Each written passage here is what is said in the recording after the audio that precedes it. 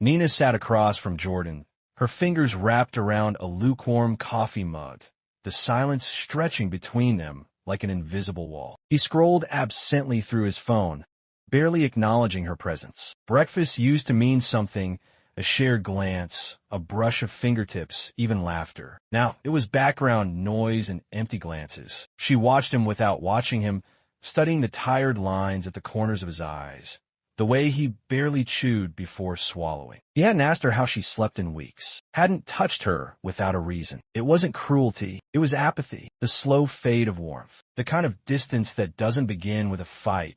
It begins with silence that nobody dares to fill. Her days felt like recycled copies of themselves. Gym, grocery store, work from home reports, the occasional call from her sister. Jordan would come home late, mutter a half-hearted long day, and retreat into the glow of his laptop. She sometimes spoke to him anyway, just to remind herself she had a voice. He'd nod absently, maybe hum an agreement, but rarely met her eyes. There were nights when she lay beside him, wide awake, staring at the ceiling, her skin aching to be seen, noticed, touched. His hand would brush hers by accident, and he'd pull away without realizing. Or worse, he'd fall asleep mid-sentence, too drained to even fake a connection. She missed being needed, not just physically, but emotionally. She missed being the reason someone smiled without looking up from a screen. Once, she found an old photo of them tucked in a book, Jordan kissing her cheek as she laughed into the camera. She stared at it longer than she meant to. She looked happy, unfiltered, wanted. That woman felt like a ghost now. At dinner that night,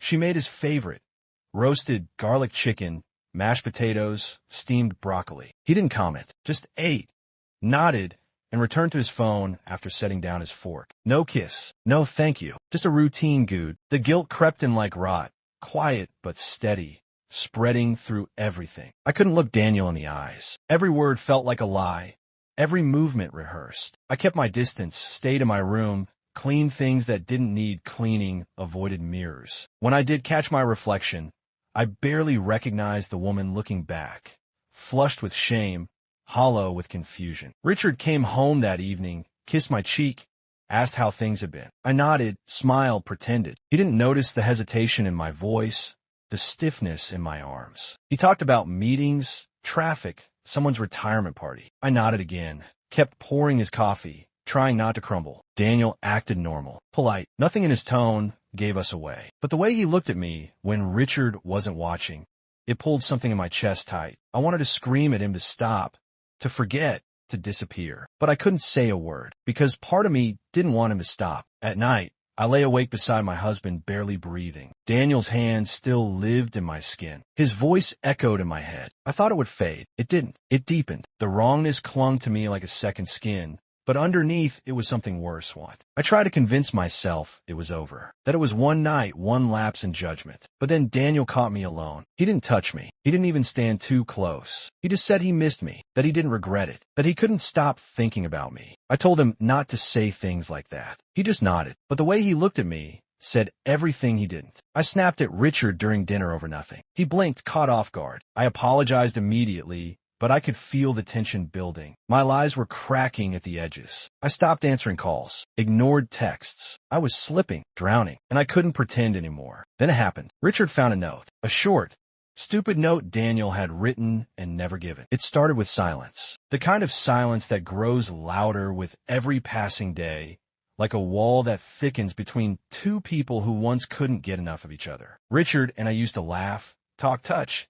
Now we were just two people sharing a house. No glances across the table. No warmth in his voice. I would cook dinner, and he'd eat distractedly, barely noticing whether I was there. I tried. I wore that dress he once loved, put on the lipstick he used to call trouble, but his eyes never lifted from his phone. He was always working, always away, even when he was home. I began to feel invisible. Daniel came back from college for the summer. I practically raised him since he was 14. He used to be awkward, sweet, all elbows and attitude. But when he walked through that door, I saw a man. Tall, confident, smiling in that easy, unbothered way only someone young and unaware of consequence can. I shouldn't have noticed, but I did. He hugged me like he meant it, asked how I'd been, told me I looked good, really good, and there was no hesitation in his tone. I laughed it off, brushing it away like a stray leaf on my shoulder. Still, that night, I stared too long in the mirror. That compliment stayed with me longer than it should have. Richard left again 2 days later.